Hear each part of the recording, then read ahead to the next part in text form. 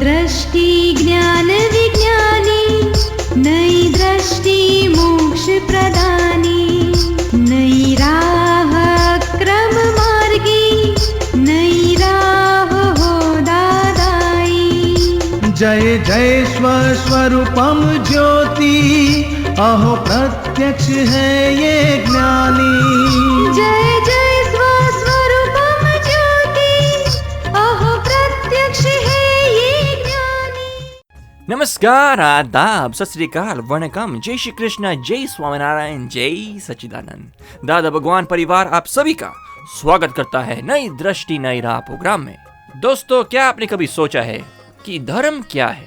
देखने जाए तो दुनिया में धर्म का meaning right way of living है, लेकिन कई बार वो ड्यूटी, वर्च्यू, मोरालिटी, स्पिरिचुअलिटी और इवन रिलीजन के नाम से जाना जाता है। तो ये धर्म क्या है? सबसे अच्छा धर्म कौन सा है? चलिए जानते हैं धर्म की डेफिनेशन हमारे परम पूज्य आत्मज्ञानी दीपक भाई से। धर्म और ज्ञान में क्या अंतर है? दो प्रकार का ज्ञान है, एक व्यवहार ज्ञान है, दूसरा अध्यात्म ज्ञान है। दो नहीं तो तीन बोल सकते। एक व्यवहारिक ज्ञान है, हस्बैंड वाइफ, बच्चे, माँ बाप, उसको सामाजिक व्यवहारिक ज्ञान बोला जाता है। उसमें दुख न दे, एक दूसरे को दुख न होए, ऐसा जीवन जीवे, उसको धर्म बोला जाता है। एक दूसरे को दुख दे देते हैं, ऐसा जीवन जीते, उसको अधर्म बोला जाता है।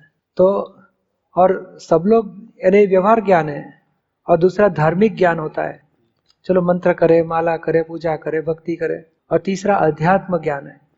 तो अध्यात्म ज्ञान वो बुरा छोड़ना है, अच्छा पकड़ना है, ऐसा नहीं है। आत्मा को पहचानना है, तमाम कर्मों से मुक्ति पानी है, वो अध्यात्म ज्ञान है। और वो ज्ञान मिलेगा तो धर्म से बहुत अलग है। धर्म अशुभ छोड़ो, शुभ को पकड़ो, वो बताता है।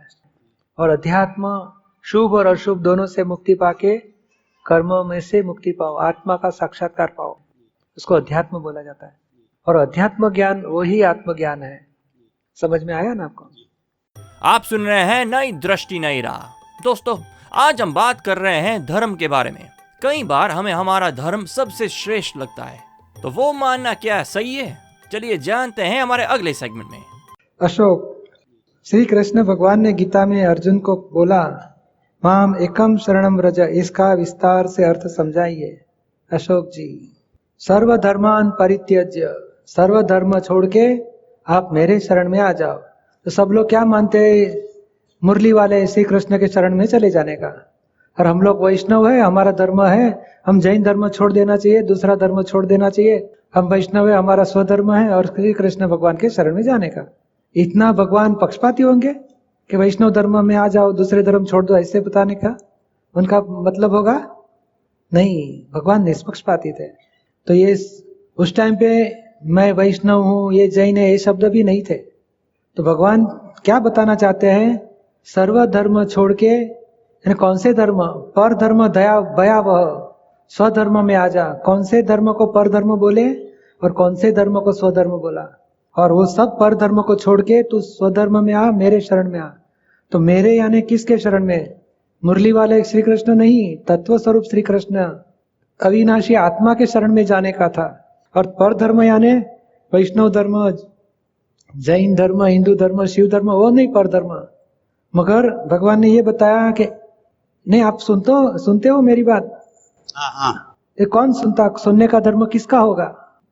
अभी तो अशोक ही सुन रहा है। मैं सुन रहा हूँ, मगर अभी कान काम नहीं करते हो तो सुनाई देगा आपको? नहीं देगा। तो ये कान सुनते हो है कि आप खुद सुनते हो? खुद सुनते हैं। खुद सुनते हैं तो कान डिफेक्टिव होगा तो नहीं सुनता है ना। बहरा आदमी है तो उसको सुनाई नहीं देता, ऐसे क्यों होता है? वो खुद तो है ही है। तो सुनने का धर्म कान का है, तो आप बोलते हो मैं सुनता हूँ। देखने का धर्म आंख का है, बाद में नहीं बताते मेरी आंख जरा दिखता नहीं, नंबर आ गया आंख को, चश्मे का। तो आंख देखने का धर्म आंख का है, सुनने का धर्म कान का है, चखने का धर्म जीभ का है, स्पर्श का धर्म इंद्रिय स्पर्शेंद्रिय का है, सुगंध घ्राणेन्द्रिय का है। तो इंद्रिय अपने धर्म में है और हम अहंकार करते कि मैंने किया। बाद में सोचना वो मन का धर्म है। बुद्धि का धर्म निर्णय लेना, डिसीजन लेना, प्रॉफिट इन लॉस बताना। चित्त का धर्म भटकना, देखना, बताना। अहंकार का धर्म सफरिंग और निश्चय करने का वो अहंकार का धर्म है। तो इंद्रिय और अंतस्करण अपने धर्म में है और आप अपने धर्म में नहीं हो। पर धर्म को मैंने किया मान लेते हो, यानी पर धर्म में घुस गए हो। तो कृष्ण भगवान ये बताते हैं कि आप खुद आत्मा हो और आप आत्मा धर्म में आ जाओ। ये अशोक के इंद्रिय, अशोक के अंतस्करण, वो सब धर्म छोड़ के आप अपने धर्म में आ जाओ। शरण में आने का मतलब आत्मा को जान लो। आत्मा को जानो। और ये शरण यानी क्या कि मैं अशोक हूं, ये अशोक को समर्पण कर दो और आत्मा के शरण में पहुंच जाओ। मगर कृष्ण भगवान यानी रिलेटिव स्वरूप नहीं, रियल स्वरूप कृष्ण भगवान। और पर धर्म यानी इंद्रिय धर्म, अंतस्करण धर्म, व्यवहार धर्म छोड़ के आत्मा धर्म में आ जाओ। तो आत्मा का धर्म क्या है? ज्ञाता, दृष्टा, परमानंदी, अकर्ता। तो वो धर्म में आना है। समझ में आया? धर्म में आना, शरण में आना एक ही बात है। हाँ, शरण में आना है, उनके शरण में है ना, आत्मा के साथ अभेद होना। और कभी अभेद हो जाएगा, पर वस्तु को छोड़ दिया तो ही स्व में अभेद हो जाएगा। अहंकार यानी क्या है? दूसरे को पकड़ा है, परमाणु को, अवस्था को पकड़ा है कि मैंने किया, इसके लिए आत्मा से विमुख हो गया है। आत्मा से वो अहंकार खड़ा हुआ और बुद्धि खड़ी हो गई। तो बुद्धि भेद बुद्धि कराती है। आत्मा मैं अलग हूं, ये अलग है, मैं और तू, भेद करा दिया है। तो अहंकार है, वहां तक बुद्धि है और बुद्धि से भेद उत्पन्न हो जाते हैं। तो अहंकार कभी खत्म होएगा? मैं खुद कौन हूं जान लिया और सच्चा कर्ता कौन है जान लिया। तो अहंकार खत्म होता है, बुद्धि खत्म होती है, तो अभेदता उत्पन्न होती है। भेद बुद्धि चली गई तो अभेद दृष्टि हो जाती है। समझ में आया आपको? आप सुन रहे हैं नई दृष्टि नई राह। दोस्तों, आज हम बात कर रहे हैं धर्म के बारे में। दोस्तों, तो हम धर्म किससे कहेंगे? माला करेंगे उसको, या शास्त्रों का स्टडी करेंगे उसको, या फिर धूप दीप जाप ताप उसको? तो क्या ये सब क्रिया से हमें परमात्मा की प्राप्ति हो सकती है? चलिए जानते हैं इन सारे प्रश्नों के उत्तर हमारे अगले सेगमेंट में। चेतन कुमार धर्मशास्त्रों में वह अभी आपने भी बताया कि एकाग्रता में सुख है। धर्मशास्त्र ये भी बताते हैं कि जीवन को तटस्थ भाव से जिया जाए। कर्म योग, ज्ञान योग व भक्ति योग, कर्म योग, ज्ञान और भक्ति योग का संतुलन बनाकर जीवन जिया जाए। सहज कर्तव्य करते जाए। इन सिद्धांतों के अनुसार क्या भौतिक जगत में काम एकाग्रता से करना भी आध्यात्मिक कार्य के बराबर ही है? दूसरा, परमात्मा की पूजा के बराबर ही है। उपरोक्त संदर्भ में भौतिक व आध्यात्मिक जीवन में यदि कोई भेद है तो क्या है? ऐसा है जी, भगवान श्री कृष्ण ने अर्जुन को गीता में भक्ति योग, कर्म योग और ज्ञान योग बताया है।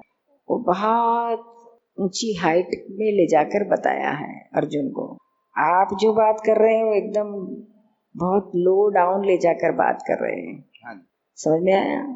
भौतिक क्रियाओं के लिए ये भौतिक के साथ उसका कोई रिलेशन ही नहीं है। ये टोटल आत्मलक्ष्य ही बात है। योग का मतलब क्या है? यूज संस्कृत शब्द है, उसका मतलब है यूज यानी टू ज्वाइन। आप जिसके साथ ज्वाइन हुए उसका योग हो जाता है शुरू। आत्मा के साथ आप ज्वाइन हो गए तो आत्मयोग, ज्ञान योग शुरू होता है। आत्मज्ञान हो गया तो आत्म का ज्ञान योग शुरू होता है, वो रियल योग है। कर्म के साथ आप जुड़ गए तो कर्म योग हो जाता है, और भक्ति में आप जुड़ गए तो भक्ति योग शुरू होता है। अभी ये तीनों योग है, उसके दो प्रकार हैं, एक परोक्ष है और दूसरा प्रत्यक्ष है। प्रत्यक्ष और परोक्ष। परोक्ष यानी जब तक आपको रियलाइजेशन नहीं होता है आत्मा का, तब तक सब परोक्ष कहा जाता है। ज्ञान शास्त्र ज्ञान है, या तो सुना हुआ श्रुत ज्ञान है, पढ़ा हुआ सुना हुआ ज्ञान, श्रुत ज्ञान, यह सब शब्द तक जहाँ तक सीमित है वह सब परोक्ष ज्ञान कहा जाता है। और जब अनुभव में आता है कि मैं चेतन नहीं हूँ लेकिन मैं आत्मा हूँ, शुद्ध आत्मा हूँ, दो चीजें अलग हैं, यह अनुभव होता है, तब आप रियल ज्ञान योग में जाते हो। वो रियल ज्ञान होगा है, वो प्रत्यक्ष है। दो अलग सेपरेशन की जागृति निरंतर शुरू हो जाती है। फिर वो आत्मा में रहकर आपके गए जन्म से लेके आए हुए कर्मों को, जो भी कर्म आए हैं उसको, सारे कर्मों को इस आत्मा में रहकर खत्म करे, अकर्ता भाव में रहकर। समझ में आए ना? तो उसको सच्चा कर्मयोग कहा गया है, जो मोक्ष में ले जाएगा। कर्म करते हुए अकर्म दशा में रहना, उसको सच्चा कर्मयोग कहा है। और तीसरी बात है भक्ति योग। भक्ति भी दो प्रकार की है, प्रत्यक्ष और परोक्ष, परा और अपरा। प्रत्यक्ष भक्ति यानी ज्ञान प्राप्त होने के बाद मैं शुद्ध आत्मा हूँ, यह जागृत होने के बाद चेतन अलग है और आप अलग है, आत्मा रूप हो। फिर चेतन अपने आत्मा की, आपकी खुद की भक्ति दिन रात करता है। चेतन ही आपके अपने आत्मा की, परमात्मा की भक्ति दिन रात करता है, तो उसको प्रत्यक्ष भक्ति कहा जाता है। तो ये रियल भक्ति योग है, पराभक्ति, जिसका फल मोक्ष है। तो प्रत्यक्ष भक्ति, प्रत्यक्ष ज्ञान और रियल कर्मयोग, समझ में, आत्मा में रह के कर्म करते हुए अकर्म दशा में रहना, उसको सच्चा कर्मयोग कहते हैं। तब मोक्ष प्राप्त होता है। कृष्ण भगवान ने अर्जुन को यह सेंस में कहा था, इतना ही नहीं, लेकिन अर्जुन को यह चीज प्राप्त करवाई थी, तीनों योग उसको प्राप्त करवाए थे। तब जाकर वह उसी जन्म में करोड़ों लोगों को महाभारत के युद्ध में मार डाला, फिर भी उसी जन्म में मोक्ष में गया, एक भी कर्म नहीं बंधाया। और नहीं तो उसको इतने सारे लोगों को मारने का फल यानी नरक में जाना पड़ता था, लेकिन कर्म करते हुए अकर्म दशा में रहा, देह में रहते हुए भी आत्मा में रहा, आत्मा में रहकर सब लोगों को आत्म स्वरूप देखा और अपना आया हुआ कर्म मारने का, युद्ध खेलने का, वो खत्म किया। समझ में आया ना? नहीं समझ में आया? आया? हाँ। अभी इसमें ये आप जो भौतिक काम की बात करते हैं ना, वो एकाग्रता करने वाला चेतन है। आत्मा को इस भौतिक काम में एकाग्रता करने की जरूरत नहीं है। एकाग्रता के लिए वो कुछ, उसका गुण ही नहीं है, उसका फंक्शन ही नहीं है आत्मा का भौतिक के लिए कुछ भी करने का।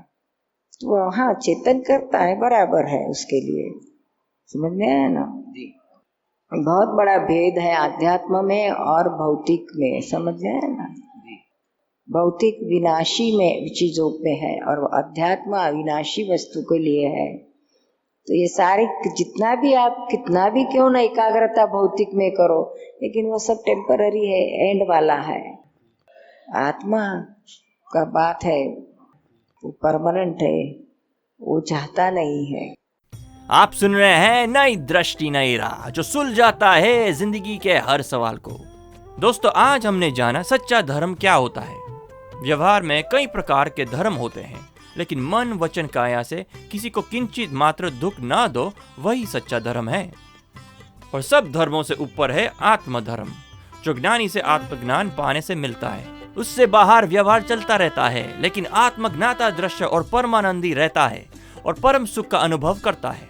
तो दोस्तों, आत्मज्ञान की अधिक जानकारी के लिए लॉग ऑन करें hindi.dadabhagwan.org या फिर ईमेल करें dadaonradio@us.dadabhagwan.org या फिर फोन लगाइए 1877-505-3232 एक्सटेंशन 23।